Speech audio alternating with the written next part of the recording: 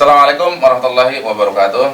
Baik, teman-teman sekalian, alhamdulillah di hari ini kita kembali dipertemukan oleh Allah Subhanahu wa taala dalam program Bincang Santai atau podcast yang mana kali ini kita ditemenin lagi sama Ustadz muda kita dari Banyuwangi aslinya dan saat ini mengajar di SD Imam Syafi'i Jember. Beliau Al-Ustadz MH Hasan Aminullah PA. Assalamualaikum Ustadz. Assalamualaikum. Gimana kabar Ustadz ya? Berjumpa lagi kita. Masya Allah. Dalam mobil yang sama dan seragam baju yang sama. Sebenarnya malah hari yang sama sih. Cuman harinya kan beda di uploadnya. Iya. Mas. Ini viral lah di sekarang ini, yaitu suatu tokoh masyarakat atau seseorang yang terkenal lah istilahnya di kalangan sebagian dari kita, yang mana beliau ini ramai diperbincangkan oleh sebagian orang gitu Ustaz. Nah, artinya yang kita akan bahas adalah kepo dengan urusan rumah tangga orang lain. Nah, ini dari sisi cara gimana Ustaz? Apakah boleh seperti ini atau bagaimana Ustaz? Wah, itu sebenarnya sudah jelaskan detail itu di surat Al-Hujurat. Dalam satu ayat Allah berfirman, dan semuanya itu saling keterkaitan. Itu sebenarnya kan kepo ya, urusannya cuma karena kepo ya, pengen tahu tatabbu auratin nas. Kepo dan ngomongin gitu. Kalau sedang kepo itu kenapa ke dia kepo? Karena dia mendengarkan omongan orang. Iya. Kan akhirnya kepo. Setelah kepo, dia tahu itu pembahasan sedang viral, apakah mungkin dia hanya diam di situ? Akan ngomongin lagi. Akan gibah sudah. Dan kemudian ketika dia kepo, tatabbu aurat di situ, mencari aib orang, apakah dia cross check? Apakah dia tabayun sama orangnya atau hanya sebatas prasangka? Prasangka pastinya, orang dia cuma lihat cerita-cerita, tulisan-tulisan orang, tulisan cuma sepenggal, ditafsirkan seperti ini, atau lihat apalagi sekarang media itu cari duitnya lewat seperti itu. Iya. Nah, itu kita tatabuknya lewat media-media yang kalau dalam bahasa Islamnya adalah fasik, kabar fasik, yang nggak pasti benarnya. Mereka cari duit kok dari kabar viral. Nah, kita baca dari situ, kemudian kita simpulkan dengan pemahaman kita sendiri. Itu ada dalam satu ayat Allah berfirman, ya ayyuhalladzina amanu ijtanibu katsiran minadh-dhann. Wahai orang-orang yang beriman, jauhilah banyak-banyak berprasangka. Benar-benar gampang prasangka kita ini. Seperti ini, jangan-jangan seperti ini. Menyimpulkan sendiri, dan sebenarnya yang salah itu bukan mereka, tapi pikiran kita sendiri gitu loh. Ijtanibu katsiran minadh-dhann. Banyak-banyak prasangka. Inna ba'dadh-dhanni itsm. Karena sebagian besar dari prasangka itu adalah dosa atau kesalahan. Maksudnya apa? Dari prasangka itu dikit benernya, banyak salahnya gitu. Dan banyak yang mengakibatkan seseorang itu terjatuh dalam dosa. Wala tajassasu wala yaghtab ba'dukum ba'dha. Kemudian dalam ayat ini Allah melanjutkan wala tajassasu, jangan memata-matai aib orang. Ini kan kepo ya. Di sabda Nabi SAW yang lain itu beliau bersabda, Bukhari, dari riwayat Bukhari, la tajassasu wa la tahassasu. Jangan, atau la tahassasu wa la tajassasu. Bedanya tahassus sama tajassus adalah tajassus itu mencari aib orang. Mencari aib orang. Ya, itu tajassus. Kepo dengan aib orang. Adapun tahassus itu adalah mendengarkan kabar orang. Kabar orang gimana? Dia nimbrung aja, dia nggak nyari, dia nimbrung dengerin aja. Tapi setiap ada pembahasan yang kesana dia nimbrung. Tapi kayaknya asik. Itu paling enak. Makan daging paling enak. Pembahasan daging itu emang enak tuh. Nah, itu makanya kita kan tahassus dan tajassus itu kata Rasulullah, la tajassasu wa la tahassasu. Jangan cari aib orang, jangan juga nguping omongan orang. Itu masuk tuh kan. Wala yaghtab ba'dukum ba'dha. Kemudian setelah wala tajassasu jangan menghibah, bukan menghibah. Setelah kepo pasti nanti buahnya adalah ngomongin ya, wala yaghtab ba'dukum ba'dha. Kalau nggak dia ngomongin nggak afdol gitu ya. Iya, buat apa dia kepo kalau ujung-ujungnya nggak diomongin? Iya benar. Kalau kita cari duit, kita nafkahkan, kita dermakan untuk kebutuhan kita. Nah, kalau kita ternyata yang kita cari adalah kabar dan aib orang, buat apa? Nggak akan jadi duit kan? Ya akan jadi obrolan di tongkrongan kita. Masalahnya yang diomongin adalah seseorang yang memang dia punya posisi penting di masyarakat. Kalau misalnya kayak kita dia omongin buat apa sih gitu loh kan. Ya. Itu masuk dalam ghibah. Kata Allah Subhanahu wa taala, ayuhibbu ahadukum ayyakula lahma akhihi maitan fakarihtum. Emang kalian mau nih makan daging busuk? Itu ibarat gambaran dari orang yang ghibah. Itu makan daging saudaranya. Nah, misalnya adalah yang kita ceritakan ini adalah para artis. Artis itu juga orang-orang manusia normal. Kita mengikuti aib mereka, kemudian kita menghibahkan, kita share ini dan itu dan sebagainya. Ya itu daging bangkai itu. yang akan kita makan nanti di kiamat, atau permisalannya seperti kita makan bangkai. Wal iyadzubillah, kalau yang kita sebarkan aibnya adalah dai atau ustadz atau guru kita. Waduh, daging racun itu. Sudah makan daging, jadi dilarang oleh Allah, terus makan Yang beracun lagi, mematikan sekali, karena memang itu menjauhkan.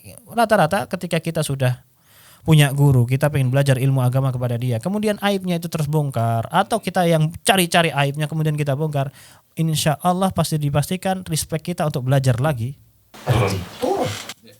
Apa yang rugi sebenarnya? Siapa yang rugi? ya kitanya. Ya kita sendiri kehilangan ilmu. Padahal dia guru yang memiliki ilmu. Loh, dia kan sudah melakukan dosa. Itu dosa masing-masing orang punya dosanya. Dan itu sebenarnya dosa sudah Allah tutup, yang kita bongkar. Atau dibongkar oleh orang yang kita apa istilahnya di situ ada peran dalam menyebarkan kabar itu semakin luas. Nah, kalau kita relate dengan pembahasan yang sebelumnya kita bahas, Ya. takutnya ini juga akan terkena pada yang nyebarin. Ya. Video yang sebelumnya ya. Ya. Linknya di sini. Atau di sini ya. Biar editornya yang bikin linknya. Ya bisa jadi itu jatuhnya dalam karena kita merasa lebih benar, mulai bersih. Oh itu ustadz, katanya ustadz ternyata melakukan dosa yang seperti ini.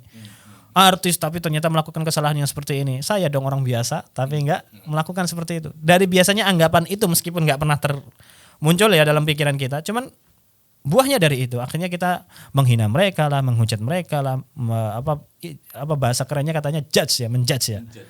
Ya itu nanti naudzubillahi min dzalik, takutnya kita yang akan tertimpa hal itu. Naudzubillahi min dzalik. Harusnya ketika kita menemukan sesuatu hal yang seperti ini di guru kita, harusnya kita tutup saja. Atau kalau enggak, ketika ada orang ngomongin, bukan urusan kita.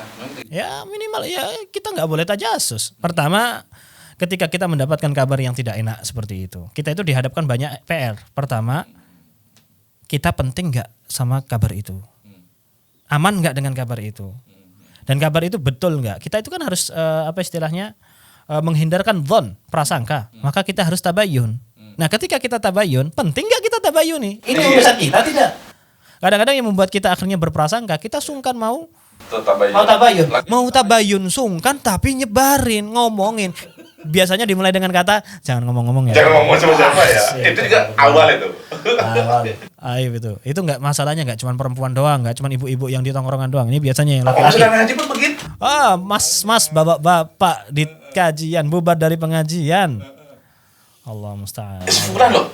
Begini loh, sebulan aduh ya Allah. Kalau saudaranya yang setongkrongan ngaji aja enak digibain, apalagi ustadz. Iya. Yang tampil wah lebih mantap itu, dagingnya lebih. Berarti kan tadi yang seperti aku ngomongin tadi, ngomongin orang yang terbiasa ini kurang lebih salah ya. Ngomongin orang yang biasa dengan ngomongin orang yang berilmu itu beda. Itu tadi ya. Kalau orang biasa daging, ini daging busuk. Yang ngomongin ustadz daging busuk yang beracun. Karena efeknya racun itu tidak hanya ketika dimakan, tapi nanti ke depannya.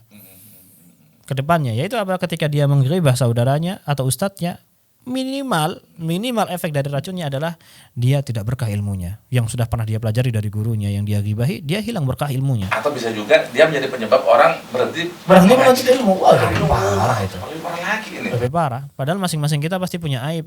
Yang kadar kebongkarnya itu adalah Allah Subhanahu wa taala yang mengaturnya. Kita tidak tahu. Kita itu sama-sama punya aib kok. Masing-masing kita pasti punya aib. Mungkin karena saat ini kita baik di masyarakat karena Allah tutup aib kita kan. Iya, betul. Nah, ini mumpung kemarin kan belum lama baru Idul Adha ya. Coba daging sisa itu keluarkan dari kulkas, tunggu 3 hari 4 hari. Aduh. Cium baunya. Nah, seperti itu permisalan yang kita ribai. Cuma masalahnya manusia kok suka makan ini gitu loh. Iya, karena nggak ada baunya. Seperti kita kan saat ini kita akrab. Iya. Karena masing-masing kita nggak mencium bau kebusukan hati kita kan. Kata para salaf terdahulu, seandainya orang itu bisa mencium bau kebusukan hatiku, mungkin mereka nggak akan ada yang mau berteman sama aku. Itu benar itu. Sebenarnya hati kita itu sebusuk itu loh. Kita tutup-tutupi. Giliran ada orang yang kebongkar aibnya, kita sok yang paling benar. Misalnya kalau kita seperti tadi bilang, kalau Allah sudah menampilkan aib kita, mungkin nggak ada yang mau dekat sama kita. Iya betul itu. Tapi nasallallahu taufiq wa sadad. Ini bentar lagi kayaknya mau adzan zuhur ini. Kita akhiri saja. Kita akhiri saja. Teman-teman, karena beliau juga sudah ngasih kode ya, jadi kita akhiri saja. Kan kode ini ngomong langsung. Tapi Ustaz, tadi asik banget nih kita ngomongin masalah membongkar aib rumah tangga orang lain. Belum tentu kan orang yang ngebongkar aib rumah tangga orang lain itu juga rumah tangganya bagus gitu. Iya, betul. Orang-orang mesti punya masalahnya sendiri di rumah tangganya kan. Apalagi ini yang pembahasannya adalah kita membicarakan aib orang. Yang mana aib orang itu kita itu gampang tergelincirnya dan itu adalah perkara yang mudah. Aib atau dosa, maksiat, itu sebenarnya kita gampang untuk meninggalkan. Gampang kita mengantisipasi dan gampang kita tergelincir, gampang diomongin orang, gampang kita menjudge orang. Apalagi urusan rumah tangga. Yang rumah tangga ini kita sudah hati-hati aja, masih ada aja salahnya. Masih ada tergelincirnya. Rumah tangga itu ibadah terbesar, tersusah gitu loh. Tersusah, terbesar, terlama. Terlama dan kita butuh istiqomah di situ, butuh ilmu yang tinggi. Dan insya Allah pahalanya besar. Apalagi kalau kita sampai mengomentari rumah tangga orang, dapur orang. Lawang orang pribadi aja, orang yang berusaha, yang maksudnya yang itu gampang untuk ditinggalkan. Orang masih bisa terjatuh di situ. Apalagi dengan rumah tangga. Yang pasti dia itu terjatuh dalam masalah gitu loh. Nggak mungkin ada orang di dalam rumah tangga nggak ada masalah, itu nggak mungkin. Makanya kalau yang dikomentari orang itu rumah tangga dia gitu. Kata Allah Subhanahu wa taala, la yaskhar qaumun min qaumin asa ayyakunu khairan minhum. Jangan menghina orang lain. Ini masih surat Al-Hujurat. Pokoknya kalau kita baca surat Al-Hujurat itu isinya tentang sosial, muamalah. Jangan menghina suatu kaum. Bisa jadi justru yang dihina itu, yang diajak itu jauh lebih baik daripada yang menghina. Ternyata yang menghina jauh lebih buruk. Bisa jadi. Asa ayyakunu khairan minhum. Masya Allah. Baik, sudah ada panggilan untuk sholat. Teman-teman sekalian, alhamdulillah karena waktu juga sudah selesai, karena sudah ada panggilan untuk kita sholat ke masjid. Kita akhiri saja obrolan kita pada kali ini dengan baca doa kafaratul majlis. Subhanakallahumma wa bihamdika asyhadu an la ilaha illa anta astaghfiruka wa atubu ilaik. Assalamualaikum warahmatullahi wabarakatuh. Syukran.